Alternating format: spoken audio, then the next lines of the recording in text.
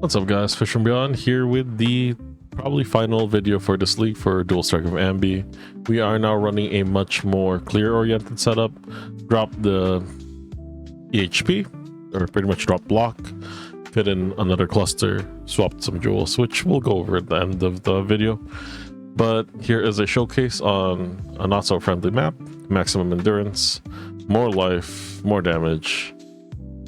Not the best on 100% deli with the breach, strat, risk, bloodlines, wisp, lineage. The tree that I'm running is this one. I like searing because CI chaos res is free,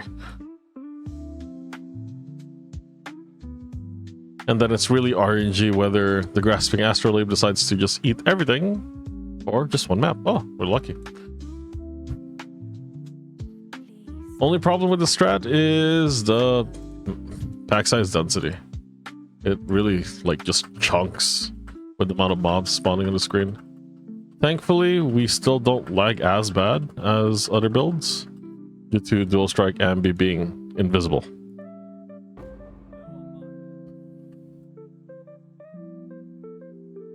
Let's open up the map. There we go. And then we'll go clear. Oh god, that's a lot of mobs. Only problem with, personally, I don't run 100% deli, just for more of the showcase.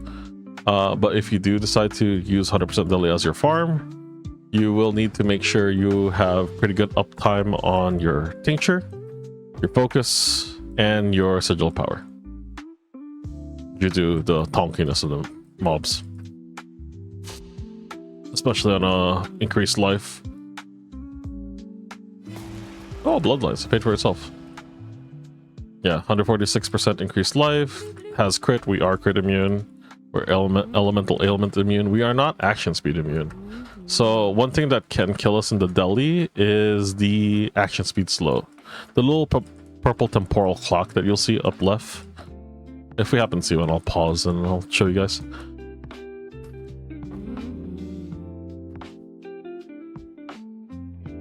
And then the one thing that can brick this build is the flask, like flask effect, decreased flask effect that can roll on the map, which rolls when you see pretty good currency. That is the one thing that can brick this build. You can definitely kind of overcome it by swapping flask, which is why I have my own like hot swap flask depending on just the amount of mods and what rolls, because it's just literally just a toolbox kit. So like I have flasks on my top right of my inventory, and also hot swap into those if, like, let's say I get a lot of negative fire res, or I have duration as my roll on my risk, which is rare.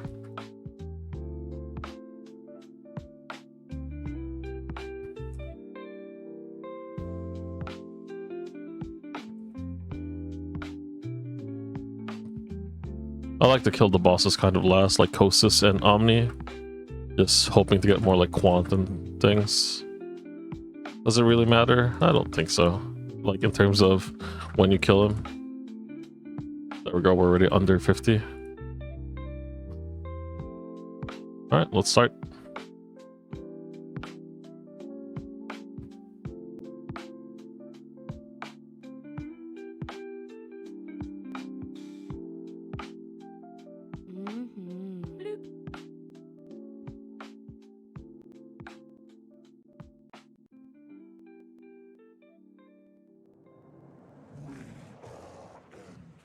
The nice thing is we now have kind of pretty close to screen wide clear. We're able to like stand in the middle of High Fortress and just right click. Really nice. But you still have to watch out if like suddenly 50 volatile orbs come at you. That can still take you down. But if a hit does not kill us immediately, since we now run polymath, it's pretty nice because we just pretty much recover instantly.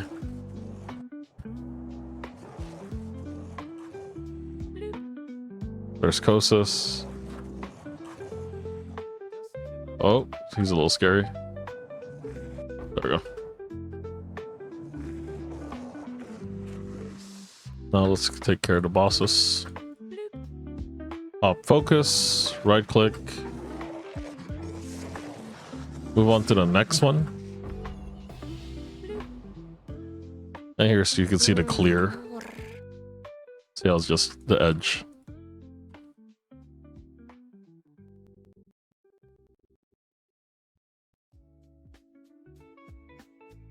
And as you can see, we're still relatively tanky.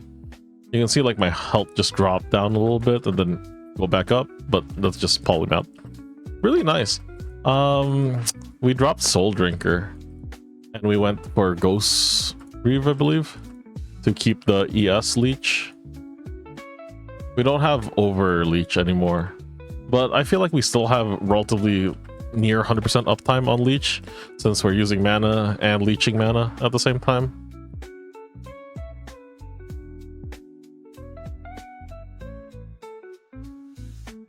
And if you want to swap this to a bossing setup, realistically, you could drop Sion's Ambition from our amulet. You could also drop the Ancestral Call. We have Greater Ancestral Call, and that's just for literally this clearing, since you don't need that much damage in side maps. I feel like that's the one thing that this league is lacking, is like aspirational content, kind of like Giant Rogues or like Affliction Abyss, where you're rewarded for being able to complete hard content. That's good. That's good. What results is a mind-melting.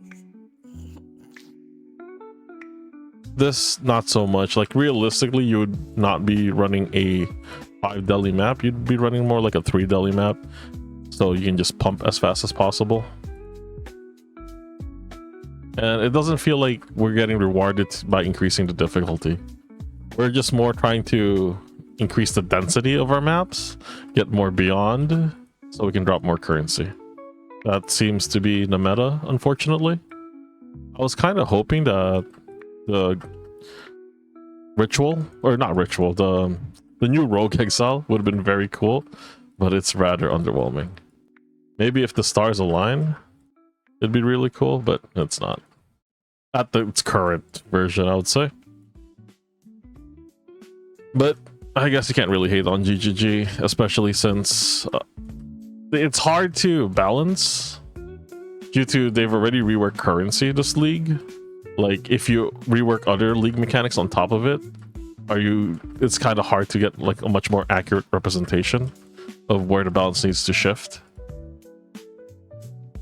So hopefully next league we get a little bit more rework on the end game, get a little bit more aspirational content where you're rewarded for being able to complete like difficult maps. Kind of like Mercenaries League, but that was because of the risk meta. But if your build was able to negate a lot of the mods, you're rewarded for it. Oh look, a Void Boy. Yes. It finally happened. It looks like Chris Wilson agrees. Let's check the edges just in case. Nothing. Then, oh wait, there's a little mob pack here. Don't want to kill them right away. And then we rush to the next hand. What results is a mind-melting.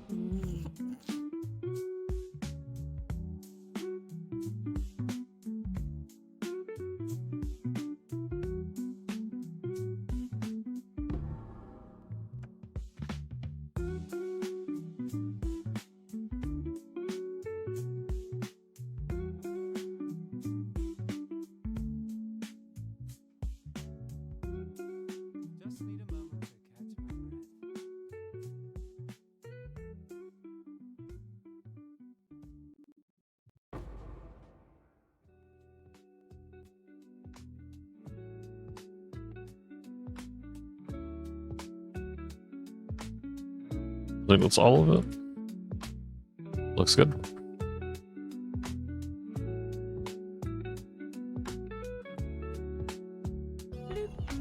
What results is a mind-melting.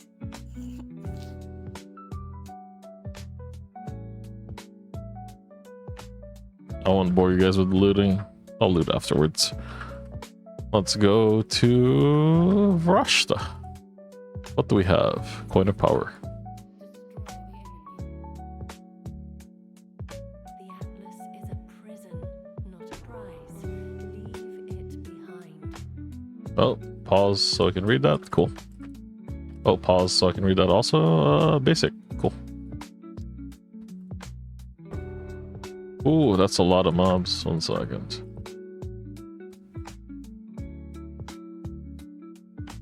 They do be tonky. Bloop. Bloop. What results is a mind melting.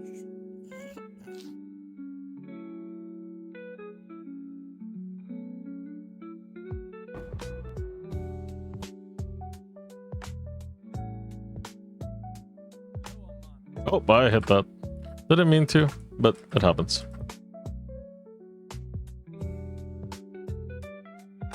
Preferably, it's clear the map, grab all their altars, and then do the breach. But it is what it is, and... Oh, that's a lot of mobs. Let's walk away a little bit so I can have a little bit more breathing room.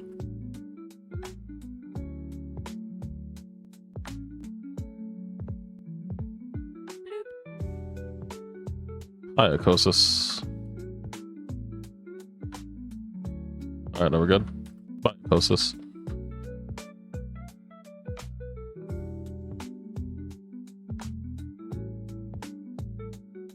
Alright. Like Fobgun said, edge the map. We're edging.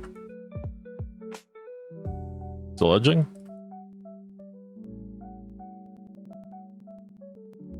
That was my Discord sound, not your Discord sound. In case it came through. Honestly, unsure.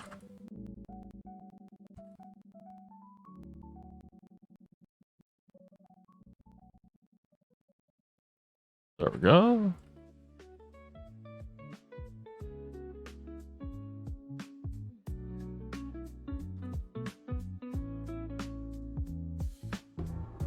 Like I said before, realistically, you wouldn't be running 100% deli. You'd be running like 60% deli. Pump these maps, get in, out under 10 minutes. I'll let that pump.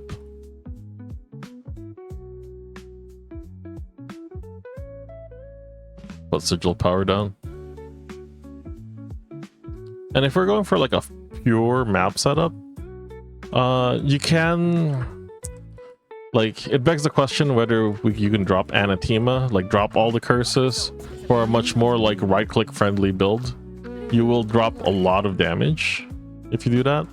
But at that point, you open up the curses, so you open up your Anathema on your helmet, and you can run like a Spectre setup instead. I didn't opt for that. I still like having my panic button, as you would say. Of just pop your focus, get all the curses, and whatever you can't kill just instantly gets melted.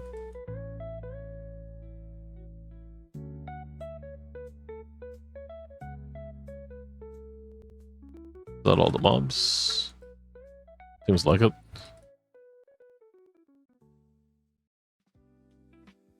Yep, that's good. Then we'll just dive in, pop our tincture, focus. I usually don't even pop sigil of power. It's very rare I do because there's like a small pause. Alright, and now we can loot the map.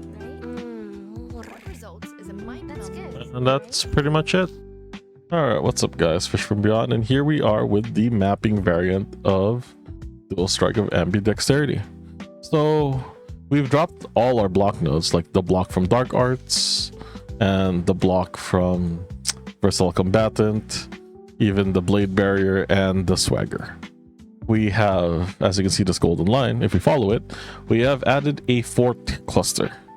And that is the thing with Dual Strike of AMBI. We are really just a cluster stacking skill. Quick and deadly. The second notable kind of matters. The min-max is Feed the Fury, but Fuel the Fight is more than fine. Or it could even be, I believe, Calamitous if you're going on a budget. This is all in my notes, or even you can even go watch the previous videos about how to go with like budget clusters, like right here. So since dropping the block nodes, we're able to travel for a fourth cluster. We're able to grab our Tribal Fury, which opens up our Annoint, which lets us Announce Sion's Ambition, which gives us that strike skills further away. We drop more damage by taking out our Ruthless 2120 and putting in a greater Ancestral Call 420. If you wanted to do like the bossing setup, absolutely, you can literally just hot swap it, boom, ruthless. But in mapping, you don't really need crazy much damage. So we've done a couple like min-max things. You don't have to do this. I honestly don't recommend. It's for like price to power, it's not worth, I'll be honest. You can still keep like the melee fortify and the ephemeral edge and not get like a volatile Valor version. If you do decide to get a volatile Valor version like the one I have, 18%, you will need to get, or you don't even have to, but it's, I would highly recommend is getting fortify as your dual strike of AMBI. Like absolutely we can squeeze DPS by like removing the fortify and putting like a different level 1 skill in. I believe it'll be, oh there you go, ruthless, look at that. And then yes, we have more damage, but fortify just feels good. Otherwise then we're losing like EHP. Is it that much EHP? Not really, but it's a preference. Pick your poison here. I try to build for a little bit more quality of life. Nothing really changed with the gear. The mana reservation I have, it might be overkill. We can probably change the mana reservation for attack damage. I have exceptional on my, oh, I forgot to blessing orb this. I've only just now noticed, but we have like exceptional on like the non-curse aura. We've upgraded the implicits with conflicts, so that's where we're at now. But nothing really changed. We're just now more on a clear variant. You could definitely have much more quality of life with a 4-flask mage blood, and then you would drop bottled fate, or you can drop the tincture. If you wanted a more right-click oriented like setup, what you would do is you drop the tincture, go 4-flask mage blood, and you can honestly drop anathema. You would drop anathema, you would drop your, that opens up your helmet for skills and also opens up that last suffix, and go for like a specter setup. So your only curse would probably be Assassin's Mark, and this would be a specter setup. And if you really want to just right click and not worry about things, you could remove the attack and cast speed while focused, so you don't have to worry about focus anymore. But those are all preferences. Things that I've changed, let's see here, the Forbidden Flame and Flush. So we've dropped the Soul Drinker because I feel like we still have relatively 100% uptime with Leech, since we use mana and we are leeching when we attack to get mana back. So I feel like Polymath is really good, and if you notice in the map, in the showcase, that it provides us a lot of survivability, surprisingly, due to the recover per thing killed, right? So if the hit doesn't kill you immediately, if you kill a monster, boom, suddenly you have very like just instant HP. It's nice. So regarding this node, so I wasn't quite sure on where I wanted to put my points in, since we were able to drop our accuracy wheel, since we solved accuracy with split personality. Since we're just, look at that distance, I mean, why not, right? So we put accuracy on both of them. Preferably you'd want energy shield on both of them, but I have intelligence requirement issues since upgrading the chests, hence why in the notes I recommend one with like reduced attributes. So if you do decide to put this elsewhere, you'd need to move Runegraph of the Fortress to another area.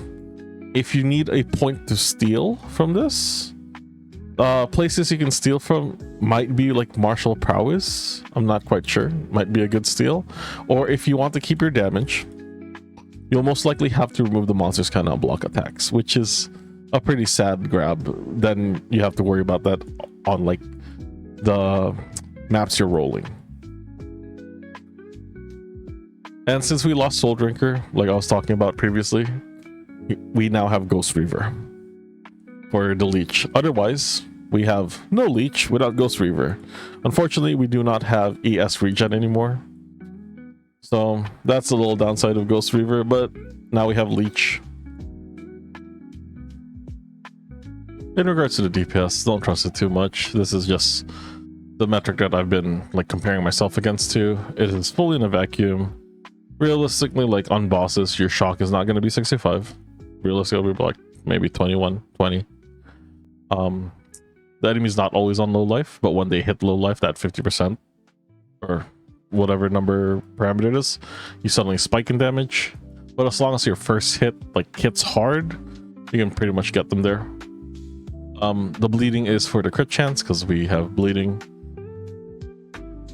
You're not always focused, but if you are, and like let's assume you're not focused, enemy's not low life, and you don't have the sigil of power on, well, assassin mark you do. Where is those skills? The head, there it is. And then let's assume you don't have your curses on too. So you would most likely be around like 220 mil. When they trigger low life, it's like spikes up to 265. And if you trigger your focus, more damage, obviously. And this is under the consideration you are like popping your tincture also. And you have Bottle of Fate. But let's say you don't have Bottle of Fate, you don't have your tincture. You'd be roughly around 100 mil DPS. And that's pretty much it. If you have any questions, concerns, feel free to leave a comment or message me on Discord. Good luck on the grind. I'll probably see you guys next league.